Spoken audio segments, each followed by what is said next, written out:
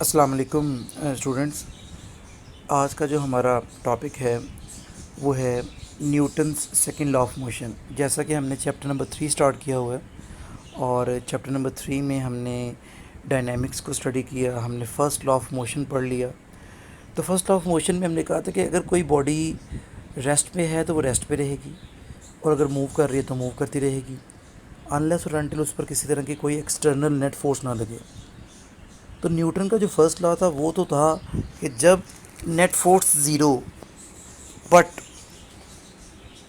जब हम Newton second law की बात करते हैं तो न्यूटन सेकंड लॉ में बॉडी पर फोर्स का लगना ज़रूरी है। Newton second law of motion को लॉ ऑफ एक्सेलरेशन भी कहते हैं कि तो जब भी किसी बॉडी पर फोर्स लगेगी, याद रखिएगा, उसमें एक्सेलरेशन पैदा होगा उस बॉडी में।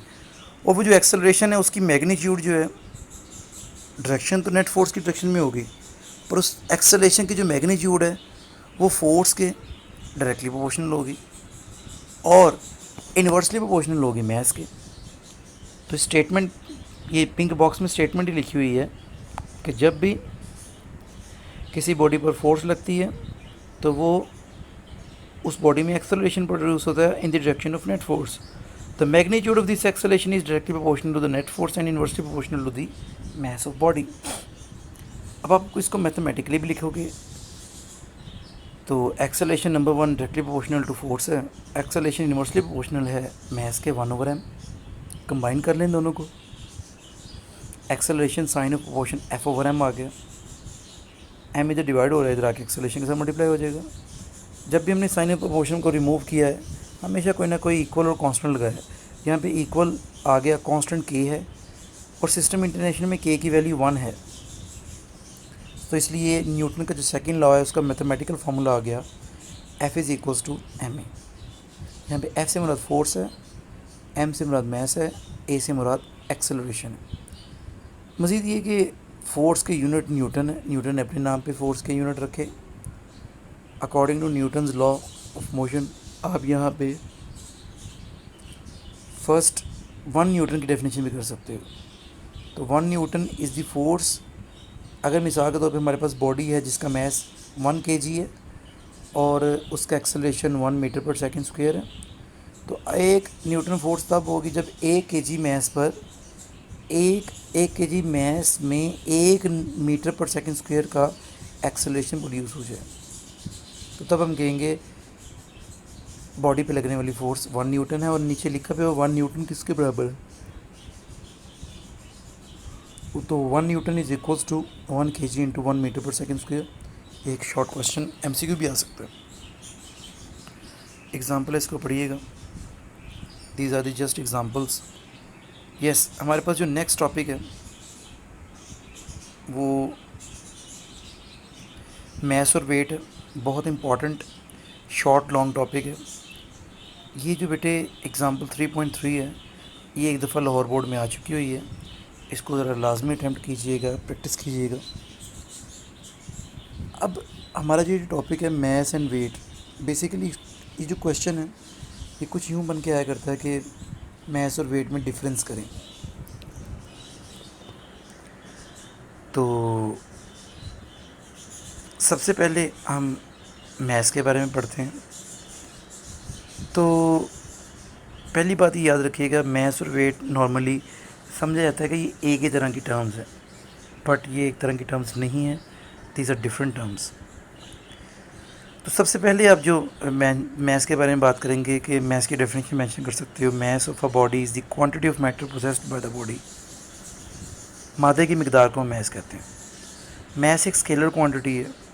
मैस कभी भी जगह के बदलने से बदलता नहीं है, इट ऑलवेज रिमेन्स कांस्टेंट। जिस मर्जी जगह पे चले जाएं mass always remain same. Mass को मेजर किया जाता है बाय बीम बैलेंस। टोटल 4 बातें आपसे की हैं। Definition, quantity of matter possessed by body, it is scalar quantity, it can never be change with the change of place, it is measured by beam balance. और आखिर में आप ये बात भी कर सकते हो, मैस के जो SI यूनिट है वो किलोग्राम होते हैं। सेकेंडली अब बात करेंगे वेट की। तो जो वेट है ये क्या होता है, weight is a force of gravity. Okay, it is the force of gravity, a force with which earth attracts it. अब ये जो है ये डिपेंड करता है वैल्यू ऑफ जी पे, मतलब इसकी वैल्यू चेंज होती रहती है वेट की with the change of place. Weight जो है, वेट ऑफ अ बॉडी, इसका फॉर्मूला याद रखिएगा from Newton second law, W G equals to M G. Weight vector quantity है, इसके एसआई यूनिट न्यूटन होते हैं और इसको स्प्रिंग बैलेंस से मेजर किया जाता है. तो इसमें भी आपको 5 बातें बताई. Definition: weight of a body is the force equal to the force with which earth attracts it. Number 1 point, it varies with the place, depends on the value of g, acceleration of gravity. Its SI unit is Newton. It is a vector quantity. It is measured by spring balance. तो ये इस तरह की definitions है. तो next हमारे पास है Newton's third law of motion. अब जो Newton third law of motion है ये भी बहुत इंपॉर्टेंट लॉ है. एक्चुअली ये एक्शन रिएक्शन का लॉ है. ओके, अब इसमें जो हमें 2-3 बातें समझनी है. भाई अगर एक बॉडी दूसरी बॉडी पर फोर्स लगाती है तो अगर बॉडी ए बॉडी बी पर फोर्स लगा रही है तो बॉडी बी को भी बॉडी ए के अक्रॉस अपना रिएक्शन शो करना चाहिए. Okay, the force exerted in body A, मतलब अगर एक बॉडी ए बॉडी बी पर फोर्स लगा रही है, अगर उसको एक्शन फोर्स कह रहे हैं तो बॉडी बी का बॉडी ए पर लगाना रिएक्शन फोर्स है. मैं मिसाल दे रहा हूँ, अगर कोई आपको एक थप्पड़ मारता है, कोई स्टूडेंट, आपस में तल्ख कलामी हो जाती है, बहस हो जाती है, तो जो बंदा स्टार्ट करेगा वो फोर्स मार रहा है, आपको थप्पड़ मार रहा है, तो वो एक्शन है. उसके रिस्पॉन्स में आप भी उसको एक थप्पड़ लगाते हो, दैट विल बी रिएक्शन. तो न्यूटन ने कहा हर एक्शन का रिएक्शन होता है जो कि मैग्नीट्यूड में बराबर पर डायरेक्शन में अपोजिट होता है. पिंक बॉक्स में स्टेटमेंट मेंशन है, पढ़िएगा अच्छी तरह से. To every action there is an always equal but opposite reaction. According to this law, action is always accompanied by reaction force and the two forces must always be equal and opposite. Note, action and reaction forces act on different bodies. बहुत important बात है ये. Action और reaction कभी भी एक body पे नहीं लगेगा, उसके लिए 2 डिफरेंट बॉडीज़ का होना ज़रूरी है. अब यहाँ पे रोज़मर्रा ज़िंदगी में बहुत सारी एग्जांपल्स मिलती हैं न्यूटन थर्ड लॉ की. जैसे सबसे पहली एग्जांपल देखेंगे, टेबल पे बुक पड़ी हुई है, वो एट रेस्ट है. अब जो बुक का वेट है वो डाउनवर्ड है, उसको एक्शन कह दिया गया. टेबल क्या करता है, उस पर अपवर्ड रिएक्शन शो करता है, वो रिएक्शन हो गया.